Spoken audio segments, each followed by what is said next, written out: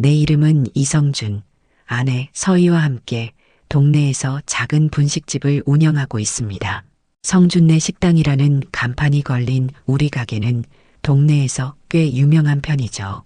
아침부터 저녁까지 손님들로 북적이는 우리 가게는 분식뿐만 아니라 한식도 함께 내놓고 있어요. 특히 아내가 만드는 김치찌개와 된장찌개는 동네 사람들 사이에서 맛집으로 소문이 났습니다. 성준 씨, 오늘도 배달 많지? 단골 손님인 박 사장이 들어오며 물었어요. 네, 요즘 날씨가 추워서 그런지 배달 주문이 더 늘었습니다. 우리 부부는 역할 분담이 확실했어요. 서희는 주방에서 음식을 만들고 저는 홀 서빙과 배달을 담당했죠. 15년 전 결혼과 동시에 시작한 작은 가게였지만 이제는 동네에서 없어서는 안 될 존재가 되었습니다. 서희의 요리 솜씨와 내 성실함이 만나 이룬 성과였죠.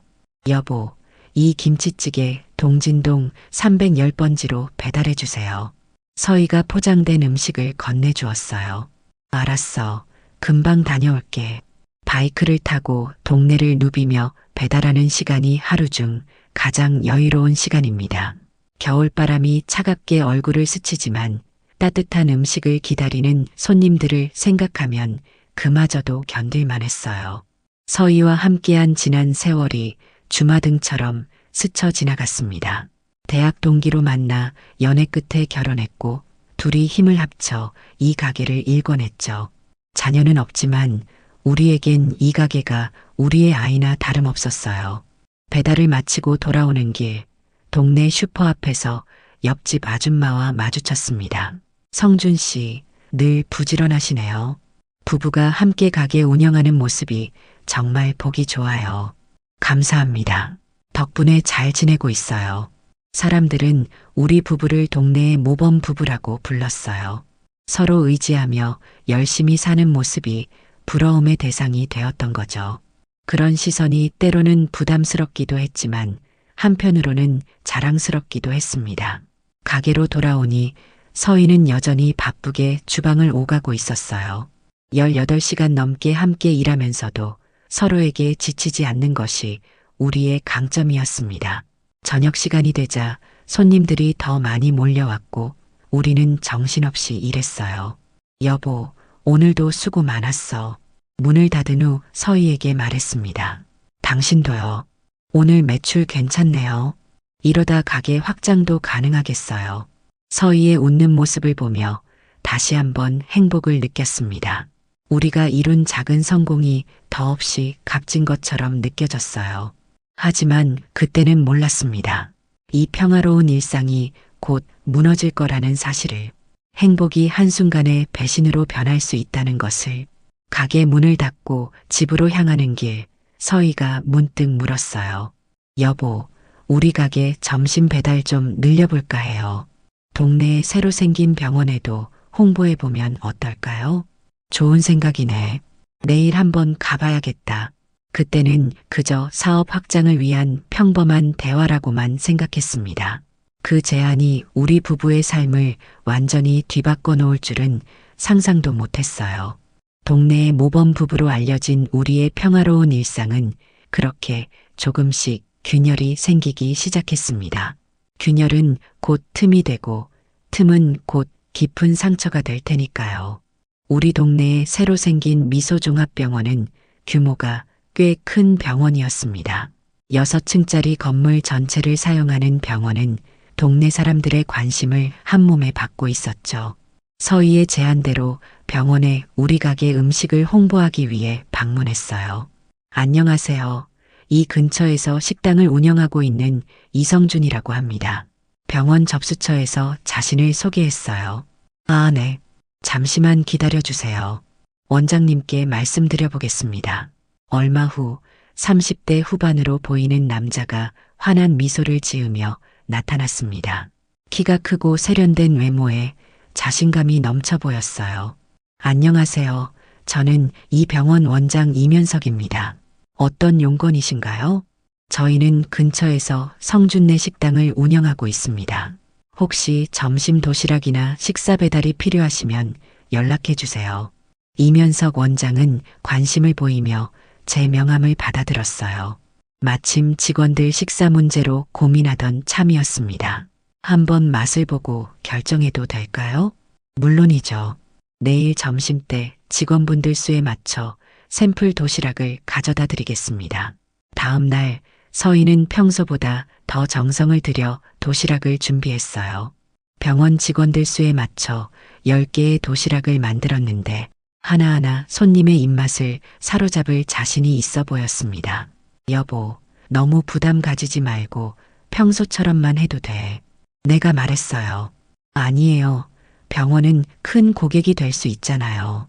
최선을 다해야죠. 서희의 열정적인 모습을 보며 대견하다는 생각이 들었습니다. 아내는 항상 꼼꼼하고 완벽주의적인 성격이었죠. 그 모습이 늘 자랑스러웠습니다. 병원에 도시락을 배달했을 때 이면석 원장은 직접 나와서 맞이해 주었어요. 와, 정말 맛있게 생겼네요. 직원들과 함께 맛보겠습니다. 하루가 지나고 병원에서 연락이 왔습니다. 직원들의 반응이 매우 좋았고 매일 점심 도시락을 주문하고 싶다는 내용이었어요. 서희는 그 소식을 듣고 기뻐했습니다. 여보, 잘 됐네요. 고정 수입이 생겼어요. 그러게, 내 요리 솜씨 덕분이야. 우리는 그렇게 미소종합병원에 매일 점심 도시락을 배달하기 시작했습니다. 처음에는 10개였던 주문량이 점차 늘어나 20개까지 증가했어요. 사업은 잘 풀리는 듯 했지만 한편으로는 불안한 마음이 들기 시작했습니다. 어느 날 도시락을 배달하러 갔을 때 이면석 원장이 직접 저를 맞이했어요. 이 사장님, 매번 맛있는 음식 감사합니다. 특히 김 사장님의 요리는 정말 일품이에요. 감사합니다. 아내가 들으면 좋아하겠네요. 혹시 김 사장님께서 특별 요청이 있을 때 직접 요리를 해주실 수 있을까요? 다음 주에 중요한 손님들이 오시는데 특별한 식사를 대접하고 싶어서요. 순간 망설였지만 비즈니스를 위해 수락했습니다. 아내와 상의해보고 연락드리겠습니다. 집에 돌아와 서희에게 이야기했어요. 예상과 달리 서희는 매우 긍정적인 반응을 보였습니다. 물론이죠. 좋은 기회네요. 병원 원장님의 중요한 손님이라면 더 신경 써서 요리해드려야겠어요. 서희의 적극성에 안도하면서도 한편으로는 묘한 감정이 생겼습니다. 성격이 내성적인 서희가 갑자기 낯선 곳에서 요리하는 것을 꺼리지 않는다는 점이 의아했어요. 하지만 사업을 위한 결정이라고 스스로를 달래며 그 감정을 억눌렀습니다. 그렇게 서희는 일주일에 한 번 특별한 손님이 있을 때마다 병원에 가서 직접 요리를 하기 시작했어요. 처음에는 반나절이었던 시간이 점점 길어졌고 서희는 종종 저녁 늦게까지 돌아오지 않았습니다. 그때마다 원장님의 특별 손님이 많아서라는 이유를 대며 웃어넘겼죠. 불안함은 점점 커져갔지만 아직은 확신할 수 없었습니다. 다만 한 가지 확실한 것은 우리의 평화로운 일상에 작은 균열이 생기기 시작했다는 점이었어요. 그리고 그 균열은 나도 모르게 점점 커져가고 있었습니다. 3달이 지나자 서희의 모습이 조금씩 달라지기 시작했습니다. 예전에는 화장에 관심이 없던 아내가 갑자기 화장품을 사들이기 시작했고 옷차림도 세련되게 바뀌었어요. 식당 일을 하면서도 항상 단정했지만 이제는 마치 카페나 레스토랑에서 일하는 사람처럼 스타일리시해졌습니다. 여보, 요즘 옷도 많이 사고 화장도 신경 쓰네. 어느 날 아침 서희가 화장을 하고 있는 모습을 보며 물었어요. 아, 이제 나이도 있고 하니까 관리 좀 해야겠다 싶어서요. 우리 가게도 점점 커지고 있으니 이미지 관리도 중요하잖아요. 그럴듯한 대답이었지만 왠지 모르게 석연치 않은 느낌이 들었습니다. 서희가 변한 것은 외모만이 아니었어요. 성격도 달라졌습니다. 예전에는 말수가 적고 내성적이었던 아내가 이제는 활기차고 자신감에 차 있었어요. 좋은 변화라고 생각할 수도 있지만 갑작스러운 변화는 항상 의심을 불러일으키는 법이죠. 어느 날 저녁 서희가 갑자기 말을 꺼냈어요. 여보, 오늘 저녁에 운동 좀 다녀올게요. 요즘 너무 앉아서만 일하니까 몸이 뻐근해서요. 운동? 갑자기? 네, 건강도 챙기고 체력도 키워야 오래 가게를 할 수 있잖아요. 요즘은 주방에서 오래 서 있기만 해도 허리가 아프더라고요. 갑작스러운 제안이었지만 건강을 생각하는 아내의 마음을 이해한다고 생각했어요. 처음에는 일주일에 한두 번이었던 운동이 어느새 거의 매일로 늘어났고 서희는 항상 저녁 8시쯤 나가서 10시나 11시에 돌아왔습니다. 오늘도 운동 다녀오신 거예요? 어느 날 밤 늦게 들어온 서희에게 물었어요. 네, 오늘은 요가 수업이 있어서 조금 늦었어요. 미안해요. 서희의 얼굴은 상기되어 있었고 향수 냄새가 강하게 풍겼습니다. 운동을 하고 왔다면 땀 냄새가 나야 하는데 오히려 깔끔하고 향기로웠어요. 의심이 커져갔지만 아직은 확신할 수 없었습니다. 다음 날 서희가 또 운동 간다고 하자 따라가 보기로 결심했어요. 멀리서 서희를 미행했습니다. 하지만 서희는 운동센터가 있는 방향이 아닌 병원 쪽으로 향했어요. 가슴이 쿵쾅거렸지만 침착하게 서희의 뒤를 따랐습니다. 병원 뒷문으로 들어가는 서희의 모습을 보았어요. 이상했습니다. 병원은 이미 진료 시간이 끝난 시간이었습니다. 혹시 청소 관계자나 경비에게 물어볼까 했지만 그럴 용기가 나지 않았어요. 대신 병원 건물 밖에서 기다리기로 했습니다. 2시간이 지나고 서희가 나왔어요. 이면석 원장이 서희를 배웅하는 모습이 보였습니다. 두 사람 사이에 특별한 스킨십은 보이지 않았지만 친밀해 보이는 대화와 웃음소리가 들렸어요. 가슴이 찢어지는 것 같았지만 아직은 확신할 수 없었습니다. 집에 돌아와 침대에 누웠지만 잠은 오지 않았어요. 서희가 돌아오면 바로 물어봐야겠다고 결심했습니다. 자정이 가까워지자 현관문 소리가 들렸고 서희가 조용히 침실로 들어왔어요. 운동 어땠어? 불을 켜지 않은 채 물었습니다. 서희는 깜짝 놀란 듯 했지만 곧 침착하게 대답했어요. 아, 깼어요? 오늘은 수영까지 했더니 좀 피곤하네요. 그래. 근데 왜 수영장 가는 길에 병원에 들렀어? 임 원장님하고 무슨 얘기 그렇게 오래 했어? 서희의 얼굴이 창백해졌어요. 아, 그게 병원에서 내일 특별 점심이 있다고 해서 메뉴 상담하러 잠깐 들른 거예요. 밤 시간에? 그것도 병원 뒷문으로? 앞문은 잠겨서 그랬어요. 주방 쪽으로 들어가야 해서. 설명은 그럴듯했지만 서희의 눈빛에서 거짓말하는 기색이 역력했습니다. 하지만 아직 결정적인 증거가 없었고 섣불리 의심을 드러내는 것이 두려웠어요. 그날 밤 우리는 더 이상 대화하지 않았지만 사이에는 차갑고 무거운 침묵이 내려앉았습니다. 다음 날 아침 서희는 평소보다 일찍 일어나 분주하게 움직였어요. 어젯밤 대화는 없었던 일처럼 행동했지만 어색함은 여전했습니다. 여보, 오늘 병원 도시락 배달은 제가 직접 갈게요. 특별 메뉴 설명도 해야 하고. 그래, 내가 갈 수도 있는데. 아니에요.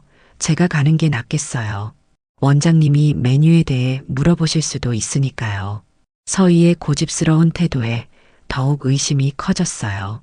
이전에는 배달은 항상 제가 담당했는데 갑자기 서희가 직접 가겠다니 이상했습니다. 하지만 또 다투고 싶지 않아 동의했어요. 그날 오후 가게 일을 하면서도 계속 서희와 이면석 원장에 대한 생각이 머릿속을 맴돌았습니다. 고민 끝에 병원을 찾아가 보기로 했어요. 서희가 배달하고 돌아온 지 2시간이 지난 후였습니다. 병원에 도착해서 접수처에 물었어요.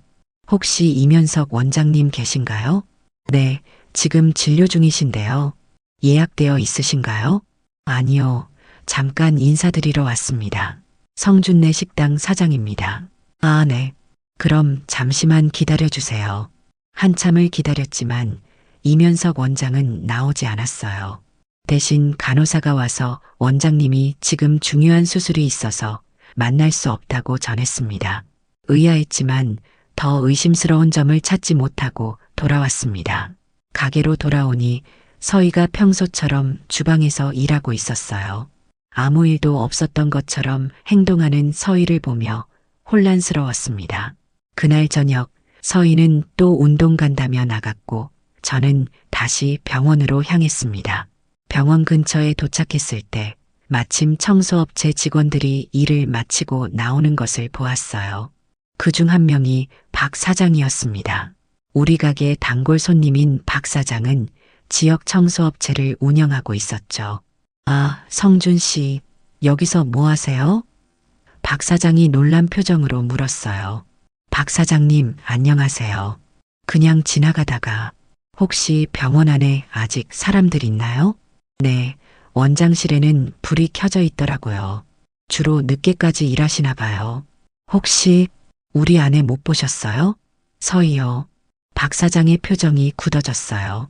아, 그게 뭔가 아시는 게 있으면 말씀해 주세요. 요즘 아내가 이상해서요. 박 사장은 한참을 망설이다가 낮은 목소리로 말했습니다. 사실 김 사장님이 종종 늦게 병원에 오시는 걸 봤어요. 원장실로 들어가시는데 더 이상은 말하기가 가슴이 무너져 내렸어요. 의심은 있었지만 이렇게 직접적으로 들으니 현실감이 느껴졌습니다. 하지만 아직 직접 본 것은 아니었기에 확신할 수 없었어요. 증거가 필요해요. 제 눈으로 직접 봐야. 내일 7시쯤 오세요. 제가 청소하러 들어갈 때 같이 들어가실 수 있어요. 원장실 옆 창고에서 기다리면 될 거예요. 집에 돌아와 서희를 기다렸습니다. 깊은 밤 서희가 돌아왔을 때 평소처럼 잠든 척했어요. 내일이면 모든 것이 밝혀질 테니까. 가슴은 터질 듯이 아팠지만 침착함을 유지하려 했습니다. 다음 날 저녁 서희는 또 운동 간다며 나갔고 저는 병원으로 향했습니다. 약속대로 박 사장과 만나 청소업체 직원인 척 병원으로 들어갔어요. 원장실 옆 창고에 숨어 기다렸습니다. 1시간 정도 지났을까 원장실에서 웃음소리가 들렸어요. 서희의 웃음소리였습니다. 가슴이 찢어지는 듯한 고통이 몰려왔지만 진실을 확인하기 위해 참았습니다. 창고 문틈으로 원장실을 바라보는 순간 세상이 무너져 내리는 것 같았습니다. 서희는 이면석 원장의 무릎에 앉아 있었고 두 사람은 친밀한 대화를 나누고 있었어요. 서희가 원장의 입에 음식을 직접 먹여주는 모습은 더 이상 의심의 여지가 없게 만들었습니다. 오늘 특별히 준비한 거예요. 현석 씨가 좋아하는 맛으로. 서희 씨가 해주는 음식은 뭐든 특별해요. 당신 같은 여자를 만난 건 내 인생 최고의 행운이에요. 정말요? 근데 가끔은 불안해요. 우리 관계가 언젠가는. 걱정 마요. 곧 모든 게 정리될 거예요. 내가 약속하잖아요. 온몸에 전율이 일었습니다. 15년 함께한 아내가 내 곁에서 힘들 때나 기쁠 때나 항상 함께했던 사람이 이런 배신을 한다니 믿기지 않았어요. 하지만 눈앞의 현실은 분명했고 두 사람의 대화는 이미 깊은 관계임을 확실히 보여주었습니다. 그때 제 옆에 있던 박 사장이 조용히 휴대폰을 꺼내 사진을 찍기 시작했어요. 처음에는 멈추게 하려 했지만 곧 증거가 필요하다는 생각이 들었고 저도 모르게 고개를 끄덕였습니다. 동영상도 찍을게요. 박 사장이 작은 목소리로 말했어요. 원장실에서는 두 사람의 은밀한 대화가 계속되었습니다. 서희가 원장의 목을 감싸 안고 키스하는 모습까지 모두 박 사장의 휴대폰에 담겼어요. 가슴은 터질 듯이 아팠지만 이제는 모든 것이 명확해졌습니다. 충분한 것 같아요. 이제 나가시죠. 박 사장이 조심스럽게 말했어요. 병원을 나와 근처 공원 벤치에 앉았습니다. 다리에 힘이 풀려 더 이상 걸을 수 없었어요. 박 사장은 제 옆에 앉아 말없이 어깨를 두드려 주었습니다. 이런 상황에서 뭐라고 위로해야 할지 모르겠네요. 정말 마음이 아프실 거예요. 박 사장이 조심스럽게 말했어요. 괜찮습니다. 오히려 진실을 알게 되어 다행이에요. 목소리가 떨렸지만 최대한 침착하게 대답했어요. 증거 사진을 보내드릴게요. 필요하시면 언제든지. 감사합니다. 박 사장님 아니었으면 계속 속고 살았을 거예요. 집으로 돌아가는 길 마음은 복잡했습니다. 분노, 배신감, 슬픔이 한데 뒤섞여 머릿속을 어지럽혔어요. 서희와 15년 함께한 시간들이 주마등처럼 스쳐 지나갔습니다. 첫 만남, 연애 시절, 결혼식, 그리고 함께 가게를 시작하며 꿈꿨던 미래. 모든 것이 거짓이었을까요? 집에 도착했지만 아직 서희는 돌아오지 않았어요. 침대에 누워 천장을 바라보며 생각했습니다.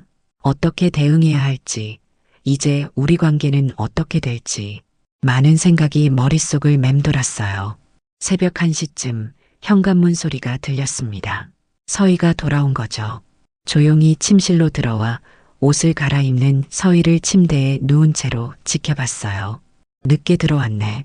갑자기 목소리를 내자 서희는 깜짝 놀랐어요. 아, 깨어 있었어요?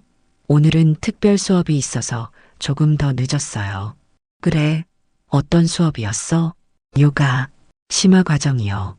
원장님이랑 한 요가 수업인가 보네. 서희의 얼굴이 창백해졌어요. 무슨 말씀이세요? 그만둬, 서희야. 다 봤어. 오늘 원장실에서 내가 원장 무릎에 앉아서 밥 먹여주는 것까지. 서희는 한동안 아무 말도 하지 못했어요. 그러다 갑자기 무릎을 꿇고 울기 시작했습니다. 미안해요. 정말 미안해요. 사실은 언제부터였어? 얼마나 오랜 날 속인 거야? 두 달 전부터요. 처음에는 그냥 음식에 대한 이야기뿐이었는데 점점 그래서 갑자기 외모에 신경 쓰고 매일 밤 운동 간다고 한 거였어? 서희는 고개를 떨구고 계속 울기만 했어요. 더 이상 대화가 의미 없다고 느껴졌습니다. 이미 모든 것이 끝났으니까요. 당분간 난 친구 집에서 지낼 거야. 내가 짐을 정리할 시간을 줄게. 일주일 안에 이 집에서 나가줘. 성준 씨, 제발 한 번만 기회를. 15년이 내게는 그렇게 가벼웠어? 우리가 함께 꿈꿨던 것들이 그렇게 쉽게 버릴 수 있는 거였어?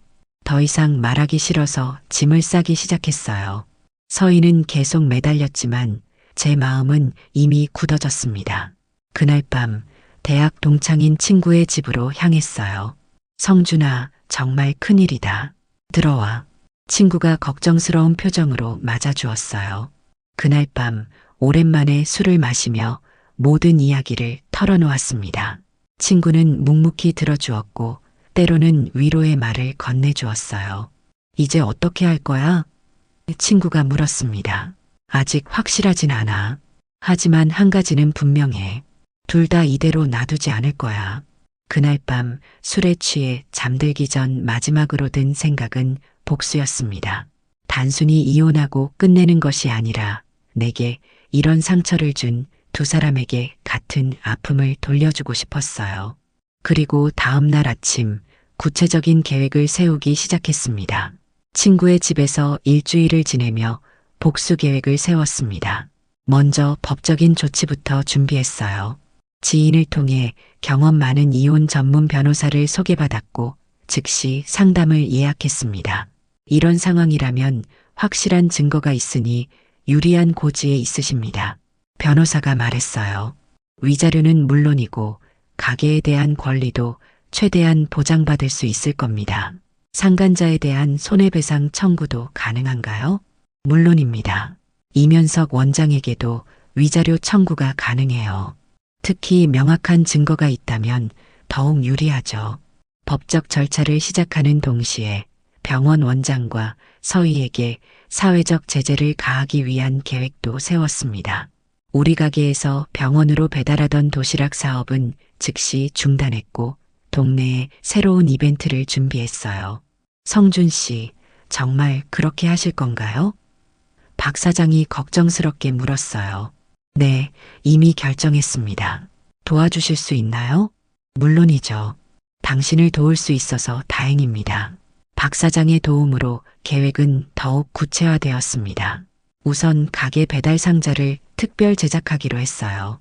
평소 사용하던 배달 상자와 비슷하지만 안쪽에 서희와 이면석 원장의 불륜 현장 사진을 붙이는 방식이었죠. 외부에서는 평범한 도시락 상자처럼 보이지만 열어보면 충격적인 진실이 드러나는 구조였습니다. 이 상자들 일주일 안에 만들 수 있을까요? 인쇄업체 사장에게 물었어요. 네, 가능합니다. 하지만 이런 내용의 사진이 개인적인 용도니까 걱정 마세요. 책임은 제가 질게요. 다음으로 병원 주변 주민들과 환자들을 대상으로 한 무료 도시락 이벤트를 준비했습니다. 성준내 식당 창립 기념 특별 이벤트라는 명목으로 병원 앞에서 무료 도시락을 나누어 주기로 했어요. 물론 그 도시락 상자 안에는 충격적인 증거 사진이 들어있을 예정이었죠. 이 전단지를 병원 주변에 모두 뿌려주세요. 아르바이트생에게 지시했어요. 특히 병원 직원들과 환자분들께 많이 알려주세요. 같은 시간 서희에게서는 계속해서 전화와 문자가 왔습니다. 용서를 구하는 내용이었지만 저는 단 한 번도 응답하지 않았어요. 대신 변호사를 통해 이혼 소송 준비가 진행 중이라는 사실만 통보했습니다. 여보, 제발 한 번만 만나서 이야기해요. 서희의 마지막 문자였어요. 하지만 이제 더 이상 대화는 필요 없었습니다. 이미 모든 것이 끝났고 남은 것은 복수뿐이었어요. 이벤트 전날 마지막 점검을 위해 친구와 함께 모든 준비 상황을 확인했습니다. 정말 이렇게까지 해야 하냐? 친구가 걱정스럽게 물었어요. 내가 받은 상처, 배신감을 그들도 느껴봐야지.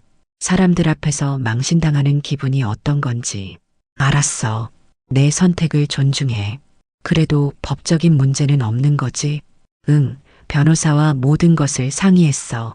명예훼손이 아닌 사실 공개니까 문제 없대. 이벤트 당일 아침 일찍부터 병원 앞에 작은 부스를 설치했습니다. 성준내 식당 특별 이벤트 마이너스 무료 도시락 나눔이라는 현수막이 걸렸고 많은 사람들이 모여들기 시작했어요. 여기 무료 도시락 나눠준다며?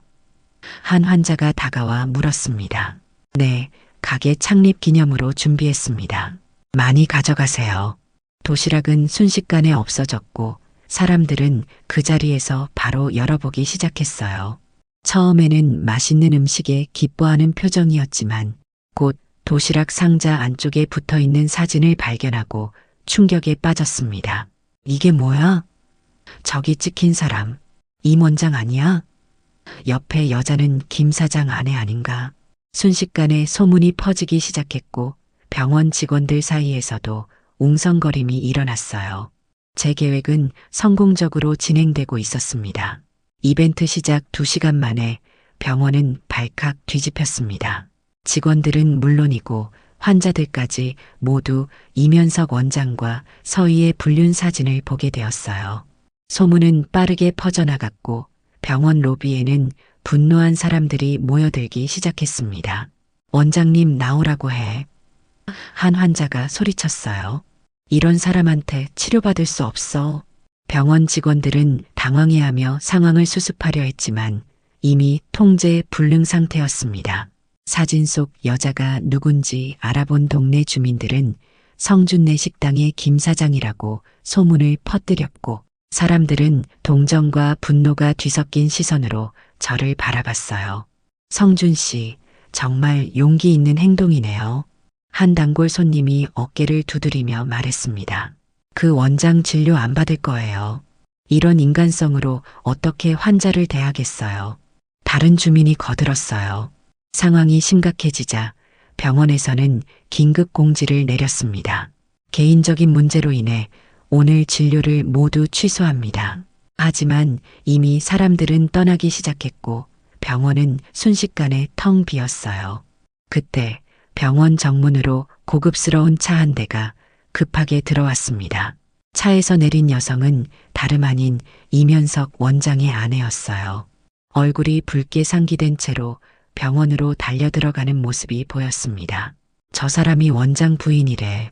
와, 이제 대박 났네. 주변 사람들의 수군거림이 들렸어요.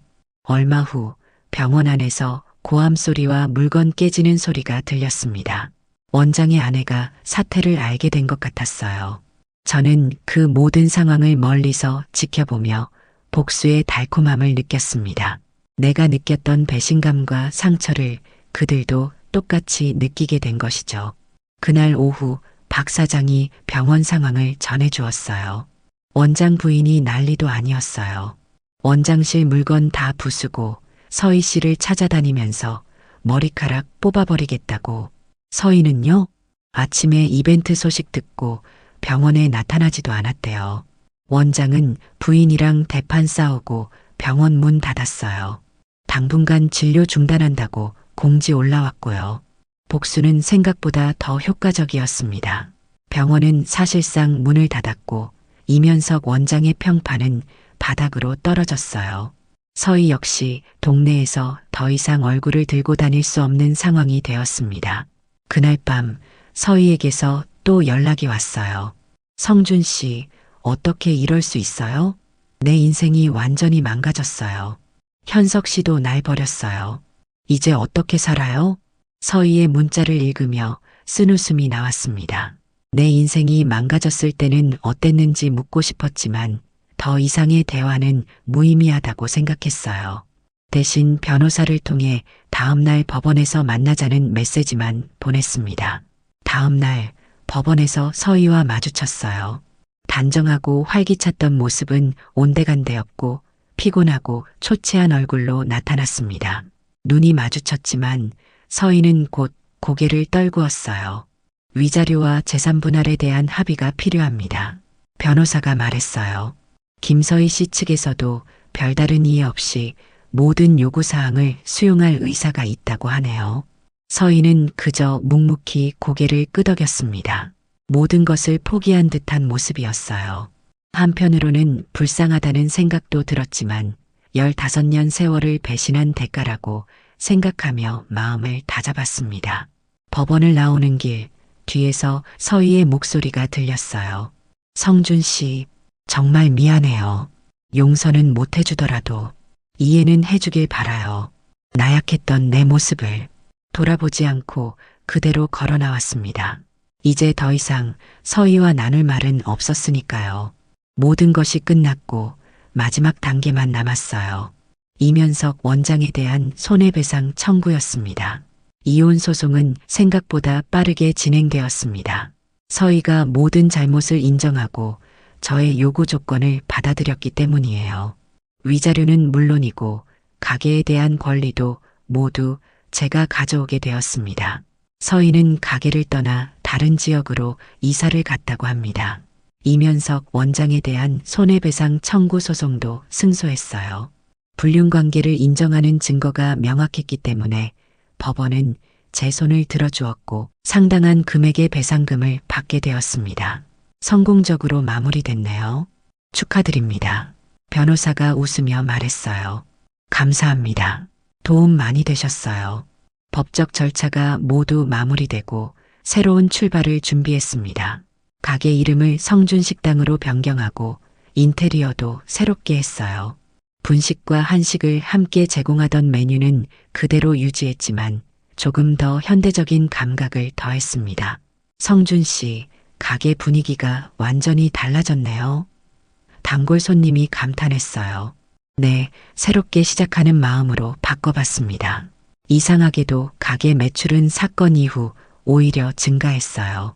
사람들의 동정심 때문인지 아니면 화제성 때문인지는 모르겠지만 손님들은 더 많이 찾아왔고 응원의 말을 아끼지 않았습니다. 어느 날 박 사장이 가게를 찾아왔어요. 불륜 현장을 목격하고 증거를 제공해준 은인이었죠. 성준 씨, 가게가 더 잘 되는 것 같네요. 다행입니다. 다 박 사장님 덕분이에요. 정말 감사드립니다.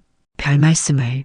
그나저나 임 원장은 결국 병원 접고 다른 지역으로 갔다더군요.